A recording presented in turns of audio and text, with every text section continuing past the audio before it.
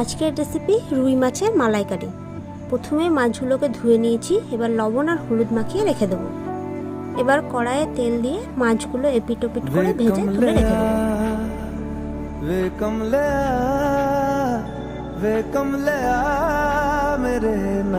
মাছগুলো ভেজে রেখে দেওয়া হয়েছে পাশে।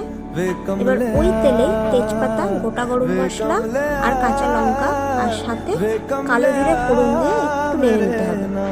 নাড়াচাড়া করে ওটা দিয়ে দিলাম আদা আর রসুনের পেস্ট, হলুদ গুঁড়ো, জিরে। ভালোভাবে মশলাটা কষিয়ে নিতে হবে। দেখতে পাচ্ছেন মশলাটা কষিয়ে এসছে। এবার এতে দিয়ে দিলাম পোস্ত আর কাজুর পেস্টটা। একটু নাড়াচাড়া করে এবার এতে মাছগুলো দিয়ে দেবো। এবার এতে স্বাদ মতো লবণ দিয়ে দেবো। লবণ দিয়ে একটু নেড়ে এতে দিয়ে দেবো নারকেলের দুধটা। নারকেলের দুধটা দিয়ে নেড়ে চেড়ে ঢাকা দিয়ে রেখে দেবো কিছুক্ষণ মধ্যে দেওয়ার জন্য।